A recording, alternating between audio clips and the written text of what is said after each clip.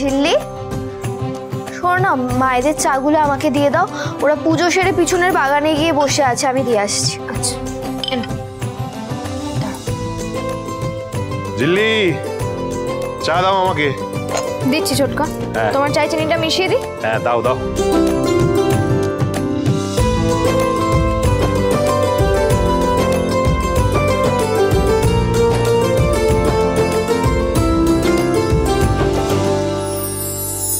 আমাদের মতের অমিল হলেও তোমার সাথে বন্ধুত্ব করা যায়।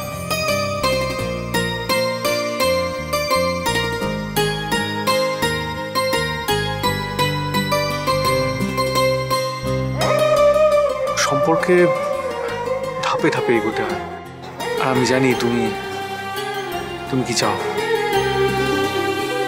इस हंसी का राज क्या है झिल्ली रानी? কি ব্যাপার ঝিল্লি? ঝিল্লি, বলছি যে সত্যি সত্যি ফুলসজ্জিটা হয়ে গেল নাকি? হ্যাঁ, তোমরা যে কি বলো না, আসলে যেটা হয়েছে সেটা হচ্ছে তোমাদের মেজদা ভাইয়ের সাথে না আমার কাল রাতে বন্ধুত্ব হয়ে গেছে। উনি আমাকে বলেছেন যে ধাপে ধাপে এগোতে। धापे धापे? জানো তো, কাল রাতে না উনি নিজে হাতে আমাকে চা বানিয়ে খাইয়েছেন। সে কি?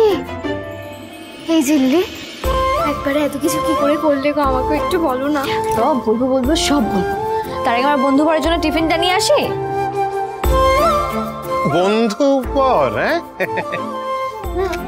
দেখো ছোট, উনি তো আমার বর ছিলেনই, আর কালকের পর উনি আমার বন্ধুও হয়ে গেলেন, তাই বন্ধু বর। বন্ধু বর, বাহ খুব ভালো। বন্ধু বর, এই তো ঋষি, দাঁড়া দাঁড়া দাঁড়া দাঁড়া। এই যে বন্ধু বর, শুনলাম তুই নাকি এই প্রেমের ঝুম চাষ করছিস, ধাপে ধাপে এগোবি বলেছিস। আমি আসছি। মিস্টার সিং, না, বড় মা তো আবার বলে বেরোনোর সময় পিছু ডাকতে নেই। কিন্তু কি হলো,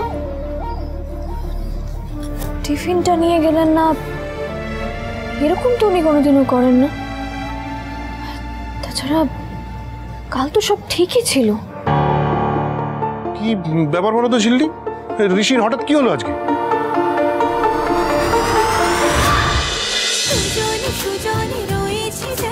তেঁতুল পাতা সোম থেকে রবি প্রতিদিন সন্ধ্যে ৬টায় স্টার জলসায় ও জিও হটস্টারে।